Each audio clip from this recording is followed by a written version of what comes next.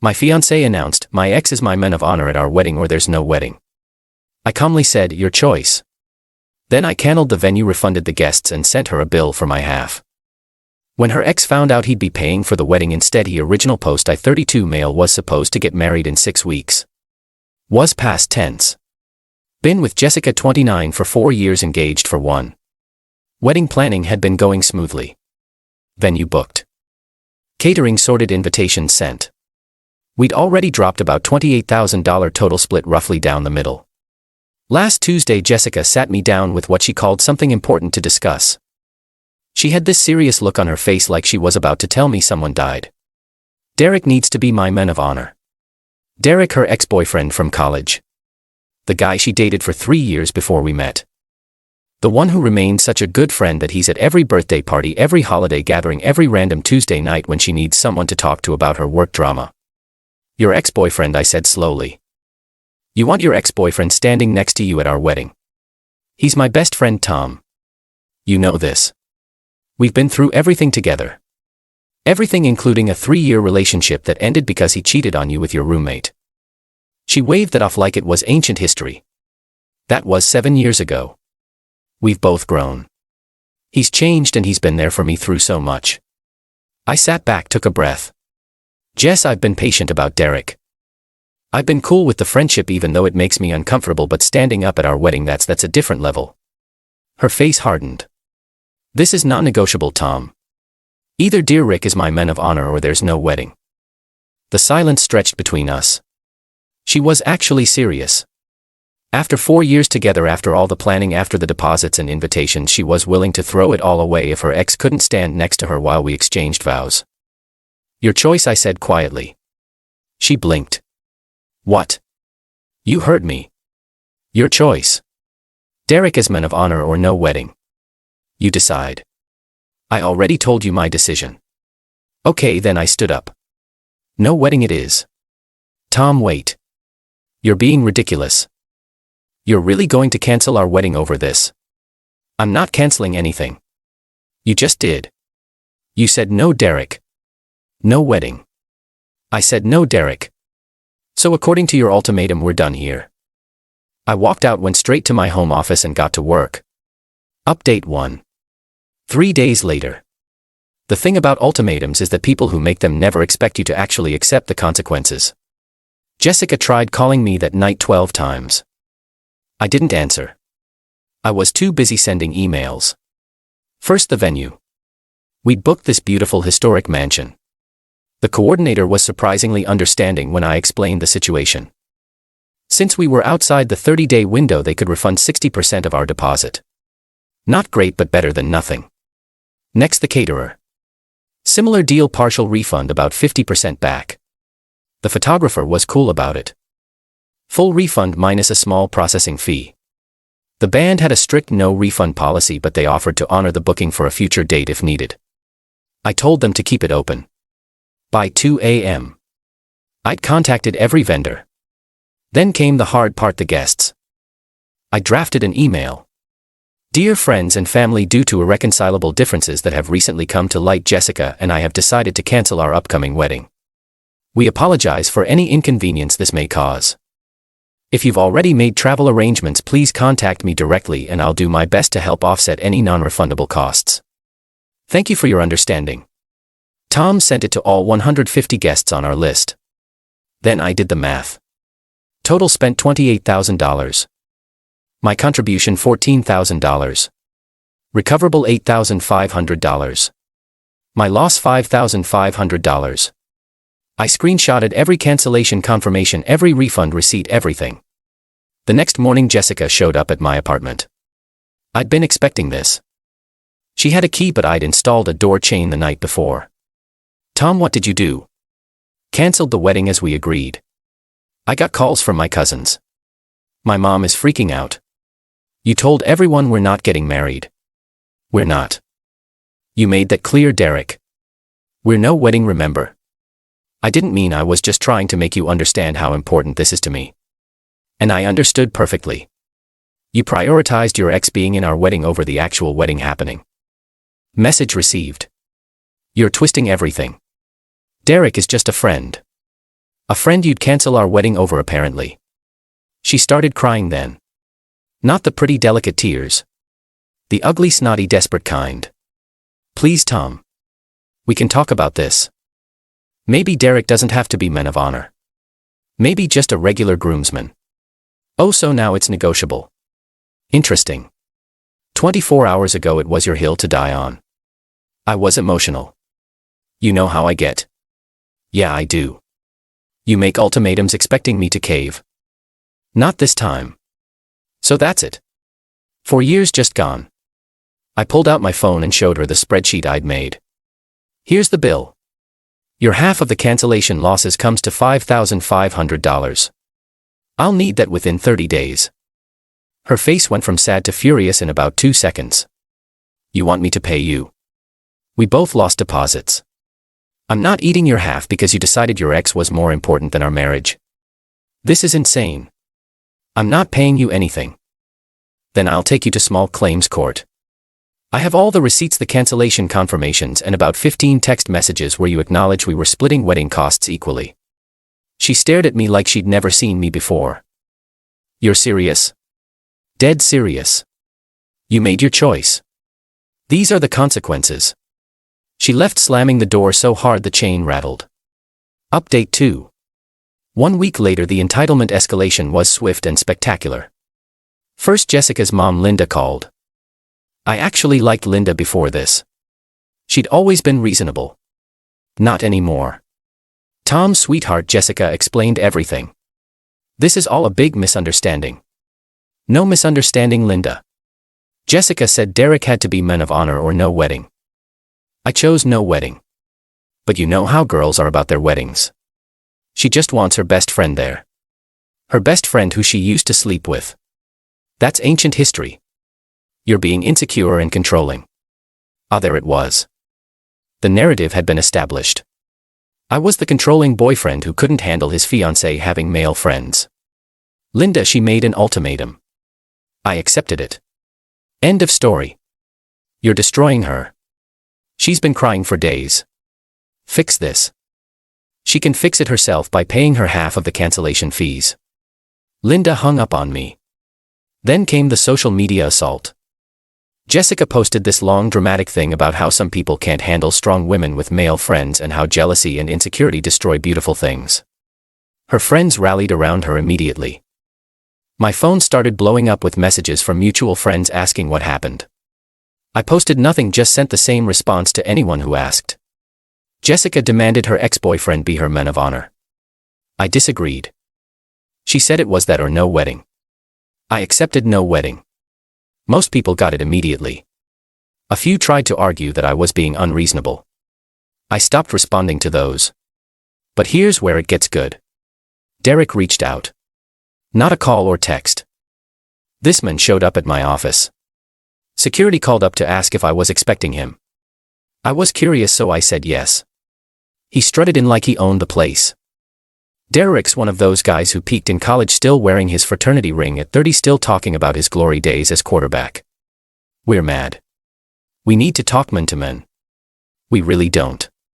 Look, I get it. You feel threatened, but Jess and I are just friends.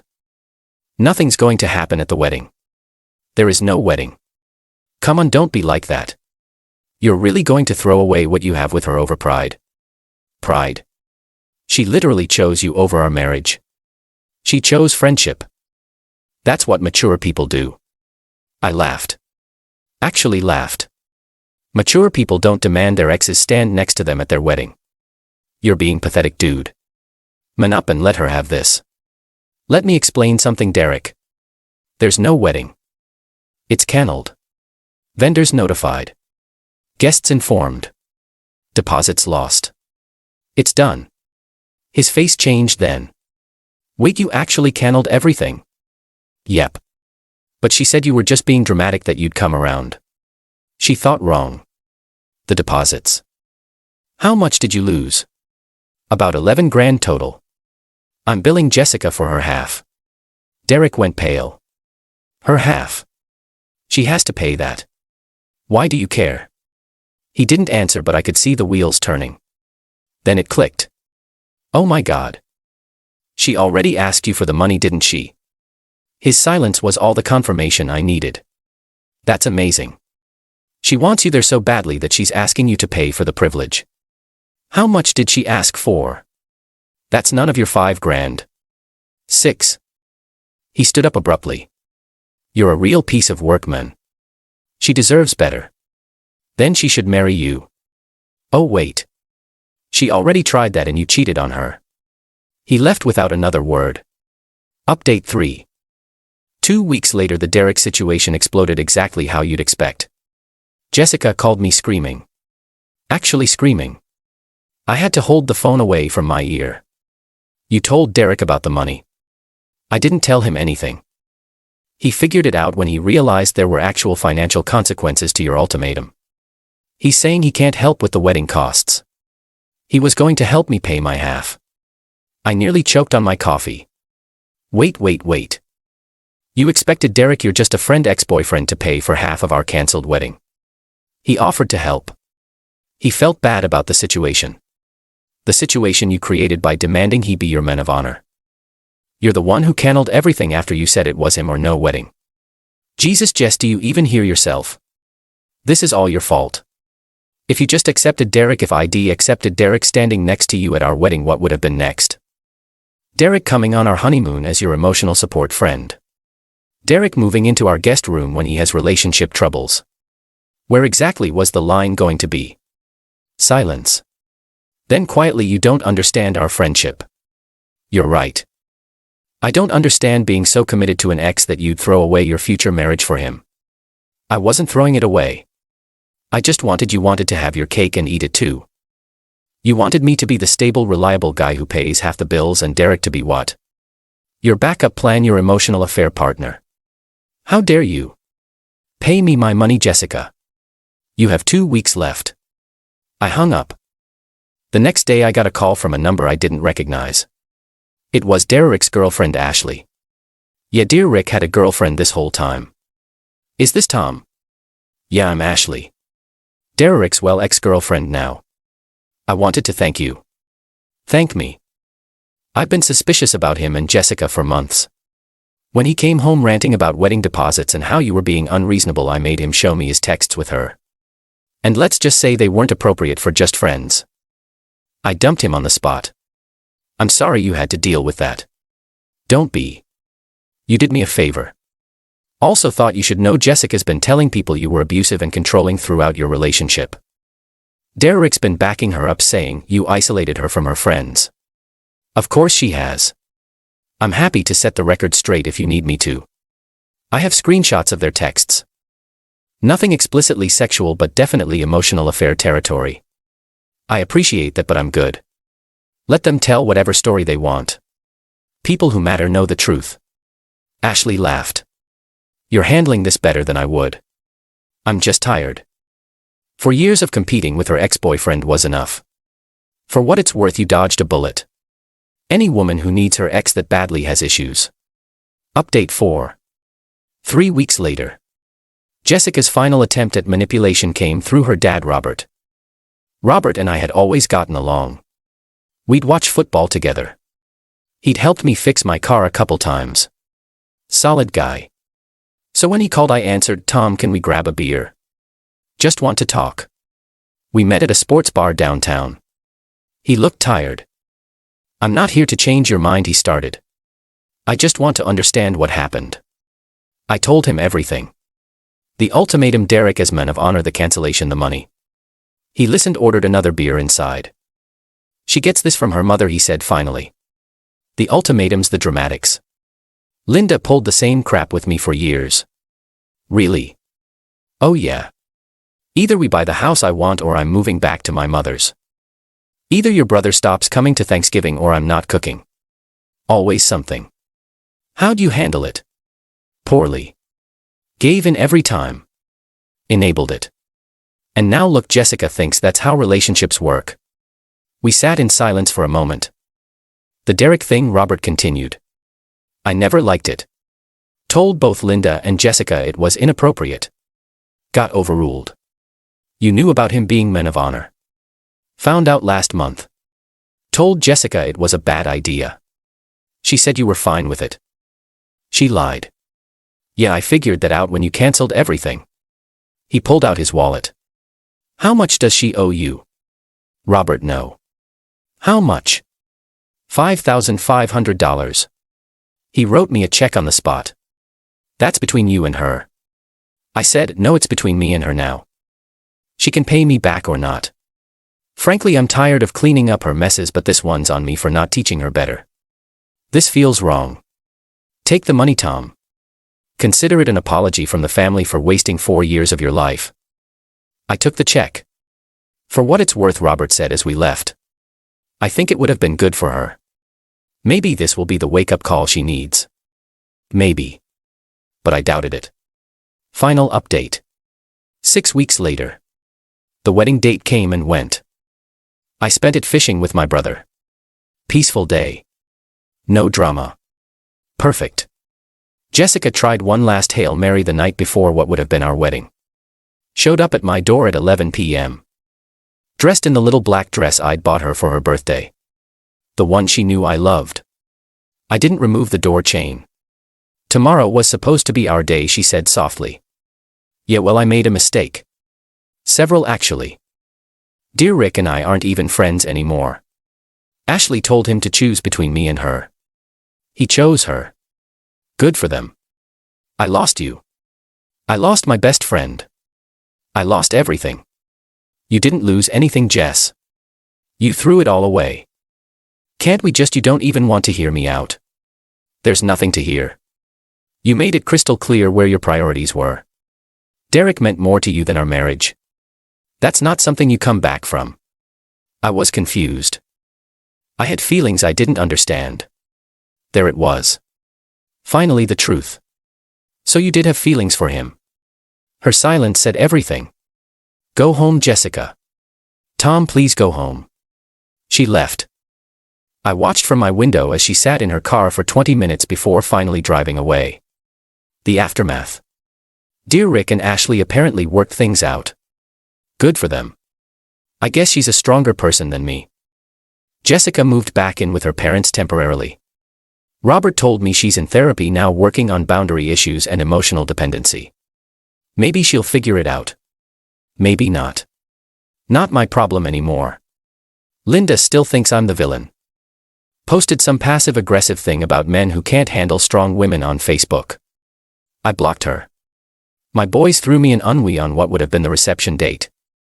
We went paintballing, ate too much barbecue, and nobody mentioned Jessica once. It was perfect. I kept the engagement ring, sold it last week, used the money for a solo trip to Iceland I'd always wanted to take. Posted one photo of the Northern Lights. Jessica viewed my Instagram story within minutes, still checking up on me. I guess people ask if I regretted if I should have just let Derek be in the wedding party to keep the peace. Hell no.